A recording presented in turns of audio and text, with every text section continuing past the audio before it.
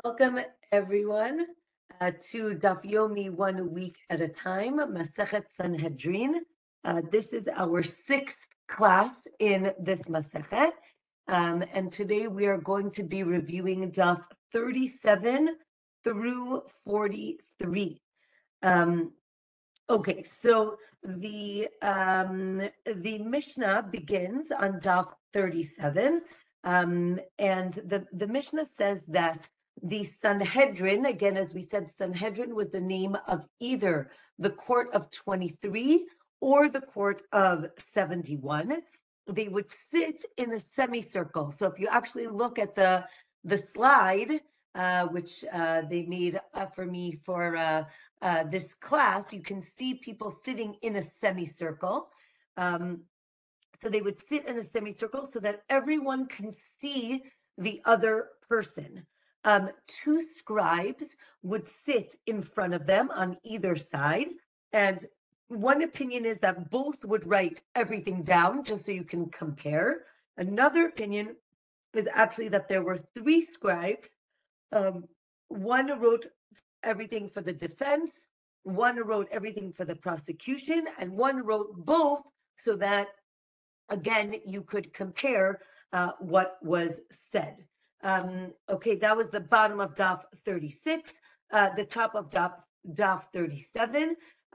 There were three rows. This is for the court of, there was three rows of 23 sages that would sit in front of these judges, so that if we're going to see later on tonight, if the judges cannot decide what the verdict is, meaning if it's too close, so then they would add from these rows of sages of Talmidei Chachamim, they would add them to the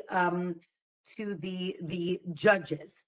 They would take the judge in the first row, and then the person would move over, and basically everyone would move up until, and then the last seat would be filled with someone who is in the audience. This way, there were always three full rows of people in front of the judges.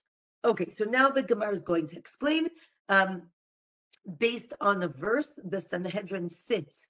It says that it sits at the center of the world, which is Jerusalem, and it protects the world, and it sits in half a circle.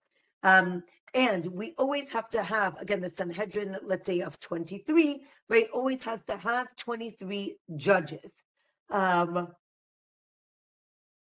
Okay, sorry.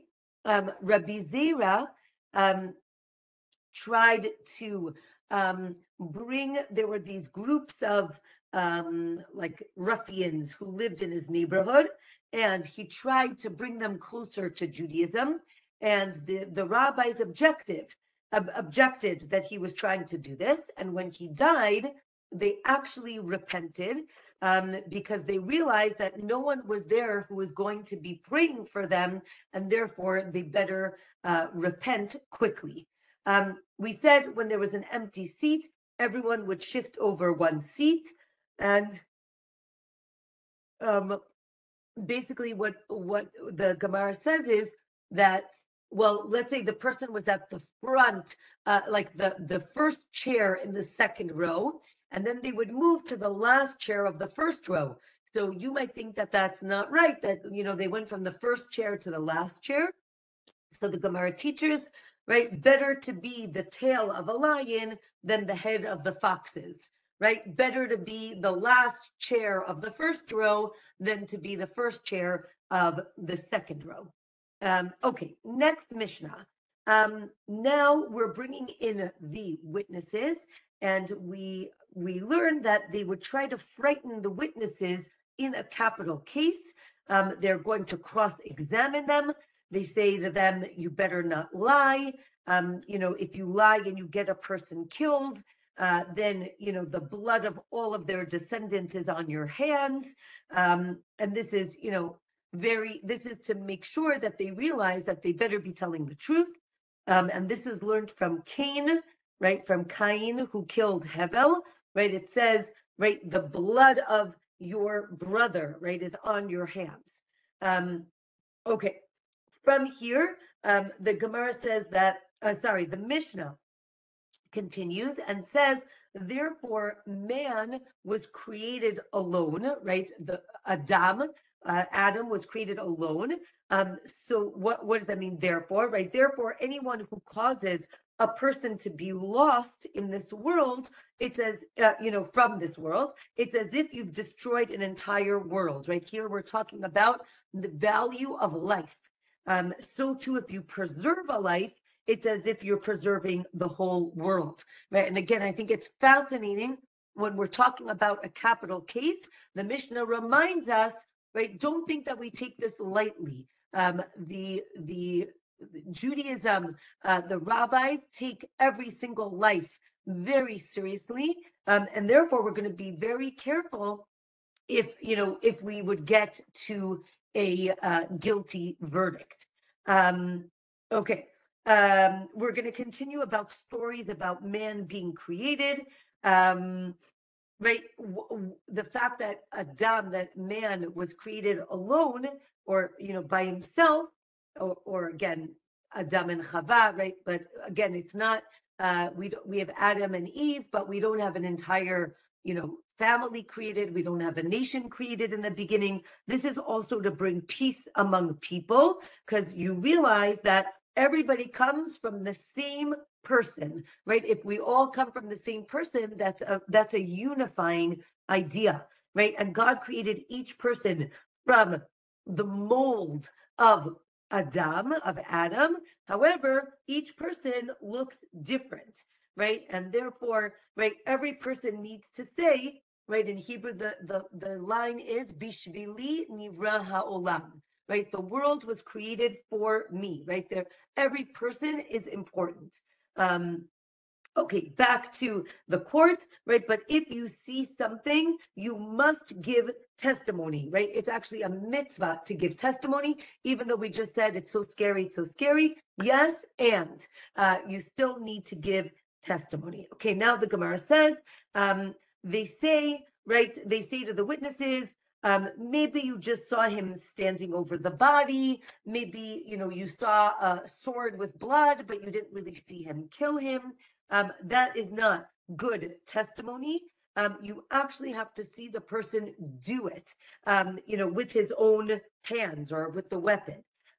After the destruction of the temple, even though there was no Sanhedrin, and there was no capital punishment, God still punishes people and gives them what they deserve. Therefore, if you were, and the rest of the Masechet, will see who gets what punishment.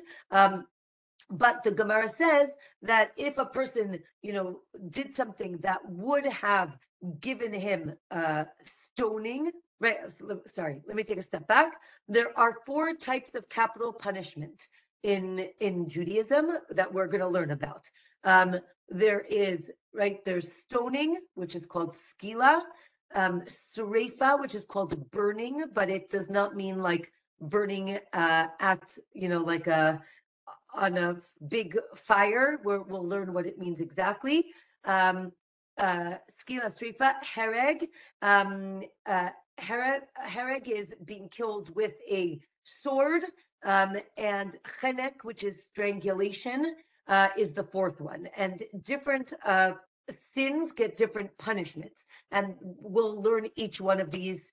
I was going to say unfortunately, but we'll learn about each one of these in great detail. We will start at the end of today. But the Gemara says that a person, if they would have been liable for capital punishment, God still makes them get the punishment. So let's say they would be liable for stoning. So that person might fall off the roof or get trampled. If a person was supposed to be burnt, they might fall into a fire or be bitten by a snake. If they were supposed to be killed with a sword, they would be attacked by bandits. And if they were supposed to be strangled, so then they might drown or they might choke, right? The idea is that When these things happen, one could say that maybe this is God, punishing them for certain things. Okay. If you are liable for two types of capital punishment, you get the more severe. Okay. Hold on a second. So since we mentioned Cain and Abel, right? Cain and Hevel, the Gemara discusses how Cain stabbed Hevel many times. He didn't know, right, how to kill a person, right? He's the first person, unfortunately, that killed someone, right? So he didn't know how, which is the place you're supposed to, stab someone in order to kill them. So he actually stabbed him many times. Okay. Then the Gemara, over there, the Torah speaks about the earth, saying like the blood is right. The blood is on the earth, right? I can taste it. It's here. So since we're talking about that, the Gemara talks about the mouth of the earth used to sing praises to God, but after it swallowed the blood of Abel, of Hevel, it couldn't do it anymore, which is a very, I think, like graphic image. Okay. Since we're talking about sins and punishment, exile atones for half of your sins, right? That's learned also from Cain, or maybe atones for all of your sins. And since we're talking about exile, the Gemara now talks about Yechoniah, who is a bad king, but after he was exiled, his grandson was allowed to become the ruler, right? His name was Zerubbabel. And this shows that exile helped with atonement. Daf 38, we speak about the two sons of Rabbi Chia who became drunk at Rabbi's table, and they said that Moshiach will only come when the house of the leader of the exile, the Reish Galuta, and the Nasi, which is Rebbe, which is the Jewish political leader, when those two houses cease to exist. And here we have the very famous concept in Hebrew. The term is nichnas yain yatsa sod, right? When you drink wine, out comes secrets. Right, and this seems to be that even though they're drunk, it seems to be that they are revealing something secret that maybe they were not supposed to reveal. Okay, so since we were talking about Yechoniah, the king, so God did righteous things for the Jewish people. He sent Yechoniah and certain sages early into exile. So, right, they were the first wave of exile. And the question is why? So that when the people of Israel would be exiled after the destruction of the temple, there would be people there to greet them. So this is actually 11 years beforehand. They get sent into exile. And God sent the Jewish people 2 years earlier than they were supposed to be sent. They were sent into exile. Okay, we are now going to have a few stories about man being created by himself. And the Gemara says this is a proof that there's only one God, right? Again, there should be no fighting between families because everybody comes from one person. And how do we know that God is all powerful, right? Because when a person uses a mold, right, everything that comes out looks the same. But when God uses a mold, right, meaning Adam was the mold, when God uses that mold, everyone looks different, right? That's how great God is. And the Gemara tells us that people have different voices and appearances and different thought processes, right? That's what is unique about every single person. Adam, right, was created on Erev Shabbat, on Friday, right, the end of creation. And right, So what's the point? That it's at the end of creation. Everything already in the world was created. And this is meant to give humanity some humility, right? Even a small mosquito was created before we were created. Or the other side of that could be, right, the whole world was ready for Adam, for humanity to come into this world. So now the Gemara describes the creation of humanity, of Adam, right? Basically, dust was gathered from the whole world to create Adam. Or maybe it was from different places. So it says, right, the body came from Bavel, and the head came from Israel, and the rest came from all the other lands, right? The idea is that the entire world is giving something up in order for Adam to be created. And now the next midrash, I think, is an amazing midrash when you think about it, because I think we never think about this. What was Friday, right? This is the 6th day of creation. What happened on that day? So the Gemara tells us, right, there are 12 hours to a day from sunrise to sunset. On the first hour, the dust was gathered. On the second hour, there was already a form to man. Then on the third hour, God stretched out his limbs. On the fourth hour, he got his neshama, his soul. On the fifth hour, he stood up. On the sixth hour, again, this is like every hour of Friday. On the sixth hour, he named the animals. On the seventh hour, he met Chava. Right. On the eighth, they had Cain and his twin sister. That's a midrash, that there was a twin sister. On the ninth hour, they were commanded to not eat from the tree. The 10th hour, they ate from the tree. On the 11th hour, they were judged, meaning right, God realized that they ate, or told them that they were guilty for eating the tree from the tree. And on the 12th hour, they were banished from the Garden of Eden, right? All of this happens on Friday. Also, right, to recognize that we commemorate this day on Rosh Hashanah, right? So on Rosh Hashanah, this is, right, that is the day that man was created, but not only created, all these things that we just mentioned happened on that day as well. Okay. The Gemara tells us that God created the angels first, and then meaning before man, and then asked them if he should create man, right? And originally they said no, so he burnt them up, and he did it again, and he asked the next group, and they said no, so he burnt them again. The third group finally said, do whatever you want. I guess they realized what would happen. So let's describe Adam, right? So the Gemara tells us that Adam reached from one end of the earth to the other, right? He was a giant, but when he sinned, God minimized him, right? Or maybe he was large from, vertically up towards the heavens. And Adam spoke Aramite, right? Different language.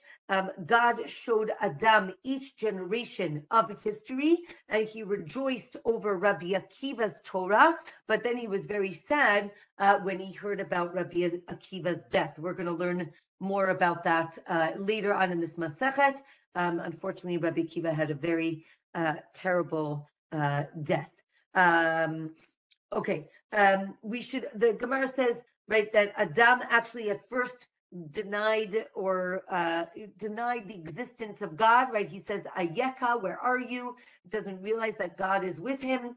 And therefore, a person should always learn Torah and know what to respond to non-Jews. And here the Gemara begins a very long section about how to answer non-Jews who are arguing about the existence of God, right? These polemics happen throughout history, and many of them during the time of the Gemara. So the Gemara goes through numerous cases of these like arguments between the Jews and the non-Jews. So we say you should learn so that you can answer these non-Jews.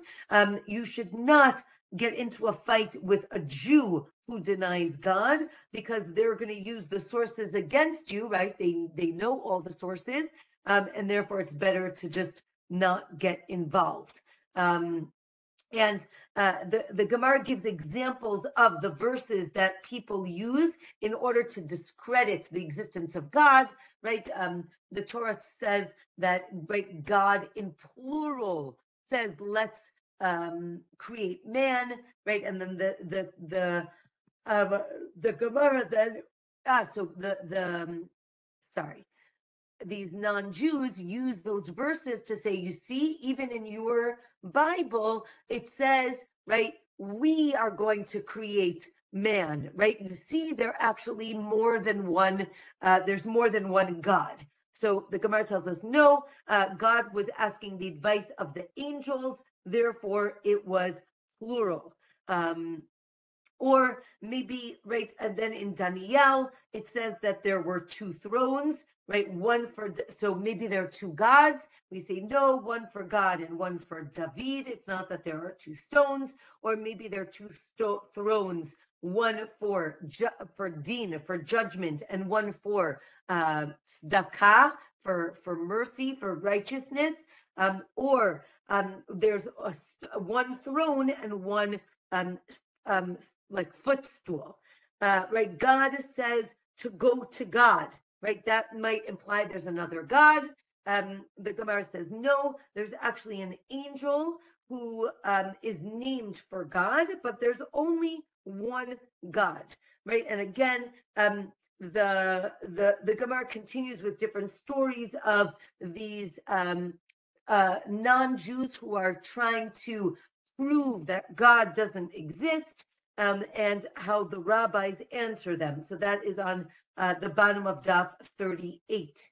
Daf 39, we have heretics who tell Rabban Gamliel that God is actually a robber, right? He's a thief. He took out the rib of Adam and he gave it to Chava, right? And so Rabban Gamliel's daughter answers this heretic, and she says, right, if a robber took a silver pitcher and left a gold pitcher, what would you say? So they said, oh, that would be great. I wouldn't argue. So she said, yeah, that's exactly what happened, right? God took one rib and gave him Chava, right? Chava is so much better, right? Eve, right, is so much better than the one little rib that he lost. Okay. Right. Other responses, right? Let's say a heretic would come and say, I know what God is thinking. And they would say, you don't even know what's happening in another country. You think you can know what God is thinking, right? And other ideas that, right, God is the one who can count the stars, right? Even though they're constantly moving, right? We can never be able to count stars, right? A heretic once said to Rabban Gamliel, the God who created the wind didn't create the mountain, because there are different words in the Bible for their creation. And we say, no, just like man has different words for creation, so too God can as well. It doesn't mean that God doesn't exist. Right? One of these heretics said, oh, the top part of your body is controlled by a demon and the bottom by God. And then the rabbi said, well, why would God let the waste of the upper part go into his lower part? Right? It must be that all of it is from God. There's a story of Caesar who threw Rabbi Tarfon into a pen of wild beasts, because he was like arguing with the Caesar, but then these beasts didn't eat him. So then a Sadducee was there, and he said, oh, they didn't eat him because maybe they weren't hungry. So then the Caesar threw that guy in, and then they ate that guy. So they saw that God was actually saving Rabbi Tarfon. Again, a heretic asks, How could the Shekhinah, the divine presence, be in so many places at once? So the sage answers, right, just like the sun, which is all over, right, can go into many different homes and shine into every house, right? So too God can be in multiple places at one time. Right, so again, different discussions of these heretics who are arguing with sages, right? So one heretic says, God must be a Kohen, based on a verse in the Torah, but then he buried Moshe, and we know that he's not allowed to become impure if he's a Kohen. So the sage says, oh, don't worry, he purified himself, and that's how he was able to bury Moshe. We say, right, Jews are very unique. And then the heretic says, oh, you're not so special, right? Right, Bilam actually answered that the Jews aren't the same, right, as other nations. When Achav died, right, Achav was a terrible king. When he died, joy went through the camp. But we say that God isn't happy when wicked people are destroyed, but he does cause other people to be happy. Achav's death actually clarified two prophetic visions about him. So now the Gemara talks about Achav. Right, Achav tells Ovadia, right, my house wasn't blessed. And it says that Ovadia really feared God a lot, right? More than Abraham, actually. Who is this Ovadia? Right? Ovadia was a convert and he was a prophet. He got prophecy because he saved 100 prophets from Izebel, who is Achav's wife, right? Jezebel. She's terrible, and she wants to kill all the prophets. So Obadiah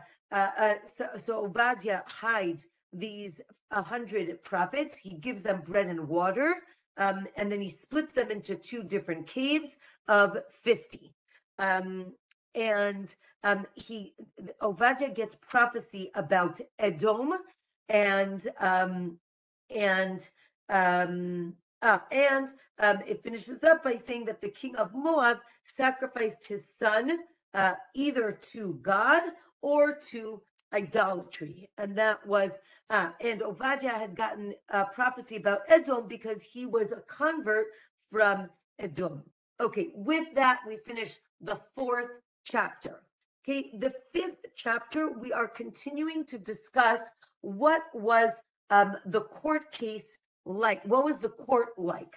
So Daf 40, the Mishnah tells us that we test the witnesses with 7 different questions.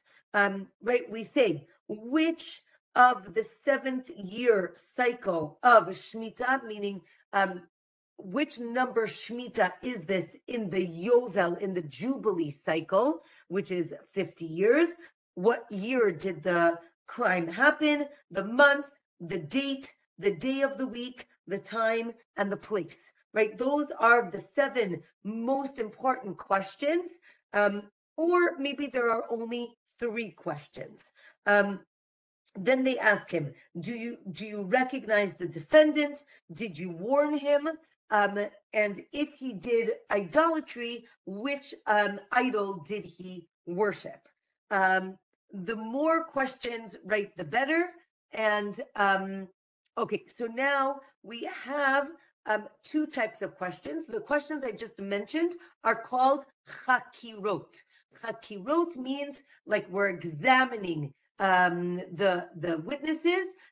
If one of the witnesses says, I don't know, for a chakira, date, time, place, those things, so then the testimony is invalid, right? They need to give answers to all 7 of those questions. But for b'dikot are I don't want to say tangential, but less important questions, right? What color was the defendant wearing? What was, I don't know, what was the weather that day? If the person says, I don't know, that is okay. If the witnesses contradict each other in chakira or bdika, we throw out the testimony. However, right, if one witness says it happened on the 2nd of Adar, and another witness says it happened on the 3rd of Adar, but they both say it happened on Tuesday, so then it's valid because basically they're confusing the date. But if they both say it happened on Tuesday, then it is valid. Let's say one of them says on the 3rd of the month and one says the 5th of the month, that is invalid, and the Gemara is going to explain. Let's say one witness says it happened in the 2nd hour of the morning, and the other says it happened in the 3rd hour. That's valid, right? Again, we realize that in the time of the Mishnah and the Gemara, there are no clocks or watches. So, knowing the difference between 9 o'clock in the morning and 10 o'clock in the morning, not so, that might be hard. If they say on the 3rd hour or the 5th hour, right, generally you can tell the difference between, right, 9 o'clock and 11 o'clock, right? The sun is really in a different place. That would be invalid. Or maybe it is valid, but if they say the 5th hour and the 7th hour, right, that's like saying 11 and 1, that is invalid because we know the sun, right, moves from the east to the west between like 5, 6, and 7th hour of the day. Okay, so the first witness gives the testimony, then they bring in the second witness to check with him. If he says the same thing, we accept the testimony, and then we ask the judge to say something for the defense. If one of the students can say something for the defense, they bring him up to sit with the judges. Now, let's say they acquit the defendant, they let him go, and if not, they have to wait till the next day, and they wouldn't be allowed to eat a lot or drink. They would have to stay up and deliberate all night, and then they would start the case early the next morning. And if they would say that he is guilty, if let's say a judge had argued for guilty, he can change his mind to innocent, but not the other way around. Okay, so now remember we said we have 23 judges. So if 12 say he's innocent, so he's innocent, that's the end, that's the verdict. If 12 say convict, right, or right, 11 versus 11 with one abstention, or if 22 agree and one says, I don't know, in all of these cases, you need to add 2 more judges, right? Again, from those rows of judges that were in front of them, and you keep deliberating. And if you get to the same result, you keep adding judges till you get to 71 judges. Now, let's say it's 36 versus 35. You cannot convict. You cannot convict till one of those people flips over to acquittal. Okay. Now the Gemara explains. It says, right, in different places in the Torah that you have to inquire, right, inquire with the witnesses to make sure that they give the right testimony. So it says it 7 times. Therefore, there are 7 chakirot. But the truth is, each case is different, right? It's taken from different cases about idolatry, about Edim Zomamin. So it's different cases, and each language is free to explain that we need these 7 questions. Maybe there should be an 8th question, which is what time did it happen? Not what hour, but in minutes. And then we say it's really hard for people to know, right, that it happened at 12:32 right? Even nowadays with phones and watches, I think we would rarely know without checking, what the time was. So we say, no, there isn't an eighth question. Let's say a person says yesterday, right? It happened yesterday. So then what do I need to ask? The date and the month, right? It's yesterday. So that's why Rabbi Yossi says you really only need 3 questions. And you don't need all of these questions because sometimes you can say it happened today, it happened yesterday. So we say, no, we still ask all 7 questions to test him and make sure that he is telling the truth. Then we say, did you kill a Jew? Did he kill a Jew or a non-Jew? Did you warn him? Did he accept the warning? Right? This is the concept in Hebrew. The concept is called hatra'ah. Hatra'ah means that in order for a person to be liable for a capital punishment, he needed to have been warned. He or she needed to be warned. Don't do that, because if you do that, you are going to be liable for death. And then the person has to say, yeah, I don't really care. I want to kill him anyway, right? He does it exactly in that moment.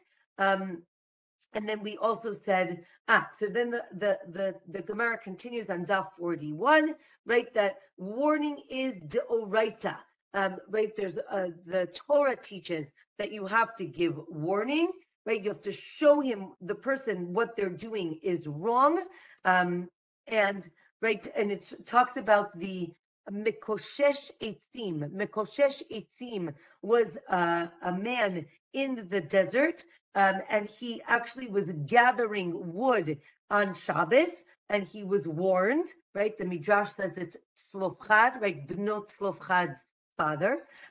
He was warned and he still did it. So we learn from here, or maybe we learn from an adulterer, right? And he actually gets stoning. He also was warned, right? And there are many sources, and we need all of them to teach this warning for all 4 different types of capital punishment, right? So he needs to say, I'm ready to die for this. This is based on a verse. Okay, now the witnesses, let's say witnesses become edim zomimin, right? If you remember, we said edim zomimin means 2 people came and gave testimony, right? We saw him kill this guy on Tuesday. 2 other people come and say, how could you have said that you saw him kill somebody on Tuesday? You went to the movies with us on Tuesday. There's no way you could have seen it. That's called Edim Zomimim. The original group of Edim become Edim Zomimim, and they get punished. Now, the punishment for Edim Zomimim is whatever they were trying to get the defendant punished with. So here, then the Gemara continues and speaks about, right? Let's say the witnesses said he killed him with a knife, and then another one comes and says no, he killed him with an axe. That is invalid. But if he says the murderer was wearing a black sweatshirt, and someone comes and says the murderer was wearing a white sweatshirt, that is valid, right? Because again, it's a it's a, how do I say it, right? A less important fact, right? Again, nowadays that would never work, but in the time of the Sanhedrin, right? The 7 questions: who, what, right? What time, what day, what, where did it happen? Those have to be consistent. What he was wearing, okay, it's not such a big deal. Like maybe it was dark and you couldn't really see. So then that is not seen as a big discrepancy, right? However, if the clothing was the murder weapon, then you really need to know what color it was, right? And again, it talks about, like, if you testify about the stem of a fig, why would you care about the stem of the fig? No, if the stem of the fig was the murder weapon, right? Or was the thing that you transgressed with, that is when it is important to know. Here the Gemara quotes Ben Zakkai, and then the Gemara asks, who is Ben Zakkai? Is it Rabbi Yochanan Ben Zakkai, who is a great leader of the Jewish people during and after the destruction of the temple? Right? And the Gemara tells us he lived till 120. He worked for 40 years. He learned for 40 years. Then he taught for 40 years, and he seems to have been around for the Sanhedrin, but it seems that he was only a student in the time of the Sanhedrin. Therefore, they called him Ben Zakkai. But if you quote him otherwise, right, when he was already a scholar, then you call him Rabbi Yochanan Ben Zakkai. Okay, if three witnesses come and they say, right, three witnesses come and one of them says, I don't know. So then to one of the seven main questions, so then you throw out the whole testimony, even though you only need two valid witnesses. But according to Rabbi Akiva, as soon as three people come together, we link their testimony. And therefore, if they testify and one of them says, I don't know, we knock it all out. Or, right, another opinion is, no, we only need two valid witnesses. Therefore, if the third witness gets knocked out, we still uphold the other two testimonies. Again, we said you can't say, I don't know, in the Chakira. Again, Chakira are those seven first questions. Why can't you say, I don't know? Because if you say, what day of the week did it happen? And you're like, I don't know, then you cannot have a situation where two more witnesses can come and make these witnesses into Eidim Zomamim, right? They can't say, Tuesday you were with us, because if he says, I don't remember what day, so now I could never say you were with us because I don't know what day it was. So we're going to learn that any testimony that cannot be used to make them Eidim Zomamim is not valid testimony, right? If they don't say where it happened, if they don't say when it happened, that is not valid testimony. Again, you can make a mistake about the date till most of the month has passed, right? Before, right? Nowadays, you just look at your phone to see what the date is, or you look at your calendar, right? In those days, there is no calendar. So again, some people are very good. My son is very good at like looking at the moon, and he can tell you what is the Hebrew date. But not everybody was good. So, right, I can say, oh, it happened last week on Tuesday. Even now, I can't tell you what last week Tuesday, what the date was, right? But right, so the point is that if you make a mistake of the date, it might not be such a big deal. But it might depend on the month, right? You know, when you're driving home from work and you see a full moon, you know it's Tet Vav, right? So it couldn't have been, right? If today's Tet Vav, then last week you figure out what the date is. Okay, from here, Daf 42 discusses the blessing that we make once a month on the moon. This is called Kiddush Levana, right? Sanctifying the moon. There's a machloket when it is done. In general, it is done at the beginning of the month on Saturday night, right after Shabbat, right? If the men don't come home, for an extra 5 minutes, it's because they're doing Kiddush Levana.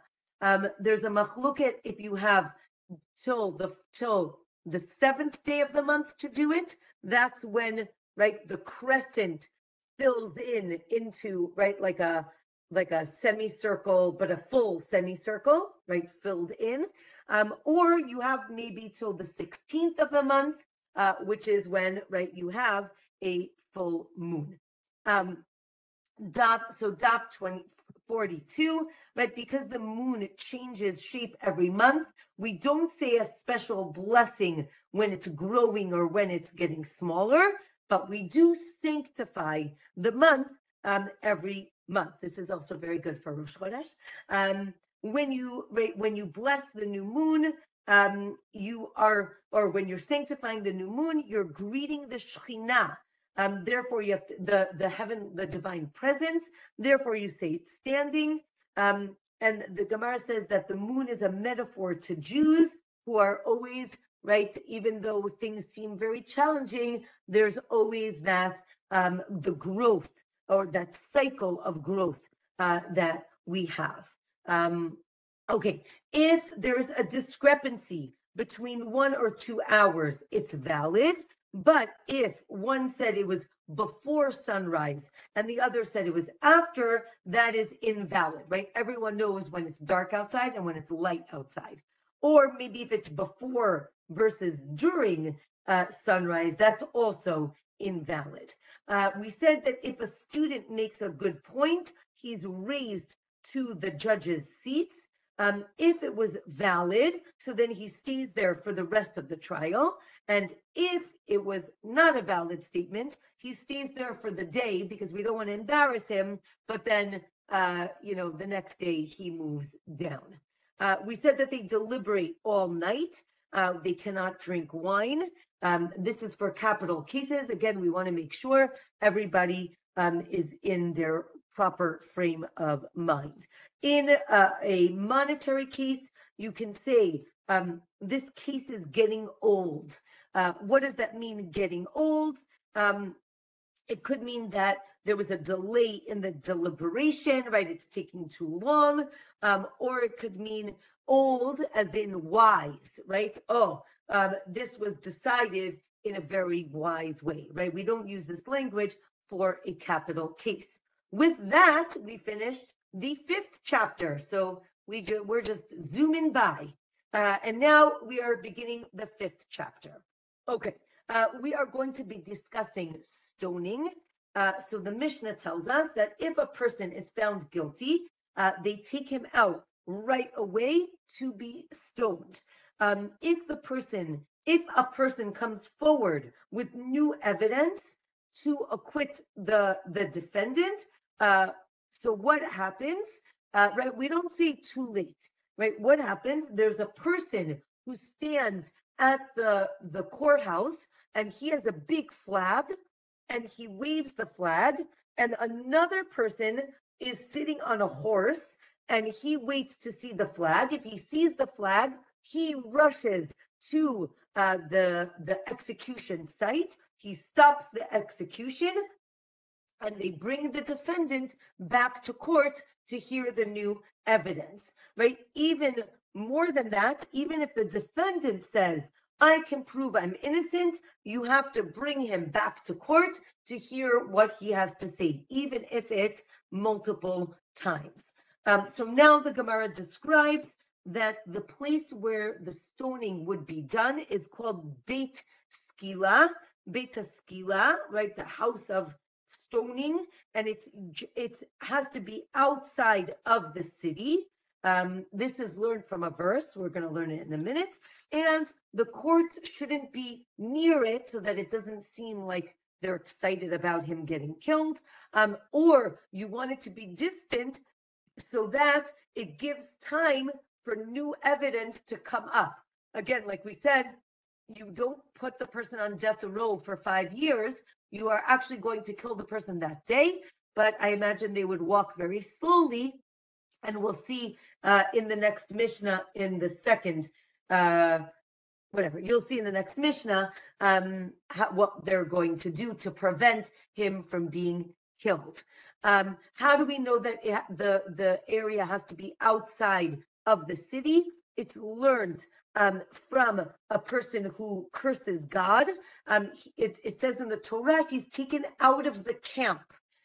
Now, if you remember, we learned in the past that the camp of the Israelites in the desert, there were actually 3 camps, what's called, right, 3 like concentric circles. The center one is called the Kohanim's camp. The middle one is called the Levites camp. And the third is called the Israelite camp, right? So if you have to go out of 3 camps, it means all the way outside. Therefore, it means right outside the city. And the Gemara goes through in perfect Talmudic style. The bottom of Daf 42, right? We learn it from this case. No, we learn it from this case. Let's put those cases together. It's a very intricate Gemara. But fascinatingly, it's learned from numerous different types of cases where things are taken completely out of the camp, right? It talks about that Moshe, his tent was in the Levites' camp, and he's told to take the blasphemer, told twice to take him out. So that shows out of the Levite camp, out of the Israelite camp. And that's how we see that it's out of the city. Okay, last daf for today, daf 43. A person is stoned without their clothing. Only if a female is actually stoned with their clothing. We're not going to learn this today, but the Gemara actually explains later on that this is actually merciful, meaning the person will die much quicker if they don't have any clothes on. Therefore, it's better to do it if they don't have clothing on. But for a woman, she would be very embarrassed, and therefore she's killed with her clothing on. Also talks about you throw one stone first, and if the person doesn't die, so then you keep throwing more stones. We're going to learn more about stoning next week. So then the Gemara asks, the Gemara teaches that anything that's used to kill the person needs to be purchased with public funds, where you can't ask the person to pay for their own death, but the flag and the horse, right? Again, that's used to save his life, so maybe he should pay for that. And then we say no. They actually used to give a person who was going to be executed some wine with livona, with frankincense, to like dull his senses before the execution. And prominent women in Jerusalem used to donate this, but if they wouldn't donate it, so then it would have come from public funds. If one of the students says that he has a way to acquit the defendant, and then let's say he becomes mute, it doesn't count because he never explained what he wanted to say. If the defendant says he has proof that he's innocent, we bring him back to court 1 time, 2 times. Afterwards, if it's after twice, so then he needs to bring like real proof in order to return him to the court. Okay, next Mishnah. If they find more evidence and they can acquit him, they acquit him. If not, they take him out to be stoned, and they announce as he's walking, this is so-and-so, he's about to get killed because he did this on this day. So-and-so were the witnesses. If anybody has any information, right, please come and tell us. Right, so the Gemara says you have to announce what the crime was, and you announce it in front of him as he's walking. Something fascinating about exactly this moment in the Gemara, depending on what type of Gemara you have, you either have a very interesting story here, or you do not. What happened right here in the Gemara? There's a piece of Gemara that speaks about the death of Jesus. And it talks about how on Erev Pesach, right, the day before Pesach, they hanged him, and then they announced it actually 40 days beforehand. And it's like gives a whole description. This was actually censored out of the Talmud. People were concerned that it would cause more hate between non-Jews and Jews. And in recent years, that piece has been restored in certain versions of the Gemara. So it's just interesting that it is here. And again, so just very interesting. Then the last Mishnah for today says that there when they get to 10 amot, about 5 meters from the execution place, they would tell the person, this is the time to say vidui, right? Vidui is confession. And if you do, you get olam haba, right? The next world, a portion of the next world. This is learned from Achan, right? Achan is the person who in Sefer Yehoshua, in Joshua, he takes the spoils of war, even though God said you're not allowed to take the spoils of war, and he's told to do tshuva, right? And what does he say? Right, my death should be an atonement for all of my sins. If he's really innocent, maybe he would say, right, my death should be an atonement for all my sins, except for this one because I didn't do it. And the Gemara says, no, don't say that, and just accept it, and justice will happen some other way. And then the Gemara discusses the story with Achan, right? The story of Achan is that, right, he takes the spoils. They don't know who took the spoils. And Yoshua draws lots to see who is the one who is guilty, and Achan is the one who did it. Then Achan says, I don't believe in lots. Yoshua says, no, right? You have to understand, God is behind when things happen with these lots. And it seems that the Gemara says that Achan actually took twice beforehand spoils of war. The time of Moshe and Yoshua, maybe even 5 times. Why is he only punished now? He's only punished now because now they're in Israel. And when you get into Israel, even hidden sins of Israel are punished. But things that happened before they went into Israel were not punished. Okay, with that, we finish for today. Next week, we're actually going to have class on Tuesday instead of Wednesday. I will send out an email, so just so you should know, and I'll remind you again next week, but then we will back our scheduled program. So wishing everyone a wonderful week and a Shabbat Shalom. Does anyone have any questions? I see we have a few more minutes. Okay. Remember when you said, then they ate the forbidden fruit. Now, from your perspective, your learned perspective, was that the original sin? And I have a Chabad Orthodox rep, but he says that was not the original sin. What do you think? He says it's because, and Eve said, and you should not touch it. And God didn't say that. So she added to her. I am confused on that. Basically, God says you're not allowed to eat from the tree. When Eve speaks to the snake, she says you're not allowed. God told us we're not allowed to touch the tree. And there's a midrash that right then the snake basically, like, this is a midrash, right? The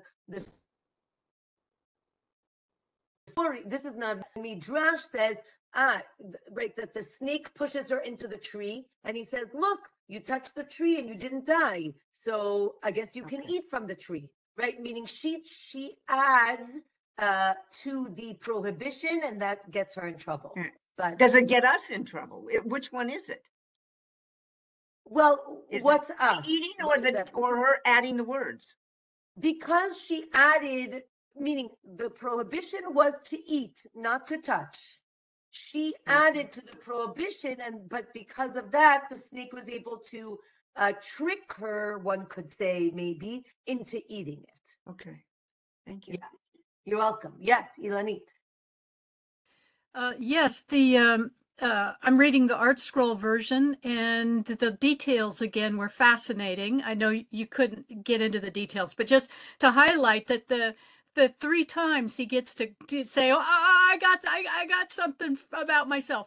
And they walk him back, and then it says that he's escorted that next 4th time by 2 scholars, so that if he says it again, that they can make a determination right there that no, that's not going to be enough. and then they go through with the execution. And I just thought that they said, why didn't the two go the first time? And it was said, because the guy is afraid. He's terrified for his life. He's forgetting things he can't. So we will listen to him several times. And I just thought that was beautiful. That it made me think of a question, which has probably been asked a million times by others, but we we know that you can say you're innocent, you can say that, you can bring evidence, you can whatever, but you can't testify against yourself. You can't say I'm guilty. Correct. So if it should ever happen that they're about to acquit and they want to let the guy out, they open the door and the guy says, well, actually, I feel guilty and I need to confess. Oh. Right. So No. but they wouldn't Correct. accept it, right? Correct. No, they wouldn't accept it. Meaning it's between him and God and he has to do his repentance, but you cannot convict in court based on a person's own admission. Correct. Yes. Fascinating. Yeah. Okay. Aliza, yes. A little one. Yeah. I have heard that they tried to stone him, not hang him. And in your recollection, has there ever been a time when they tried to stone anybody, but they didn't succeed? To be continued next time. We're going to talk about if this is something you are interested in, then this is the Masechet for you. It is definitely going to get a little graphic into how they would execute different people because of what sins. It does get a little gruesome. So I will try. Remember, it's the day after surgery. I'll try. Oh, okay. So if not, it'll be recorded. Okay, thank you. Okay. Chodesh Tov, everyone. Chodesh Should be a Tov. good month, and we should just hear Chodesh Tov. only good news. Okay. Okay. Bye-bye. Thank you. Thank you. Bye. My pleasure. Bye-bye. Thank you very much. Excellent.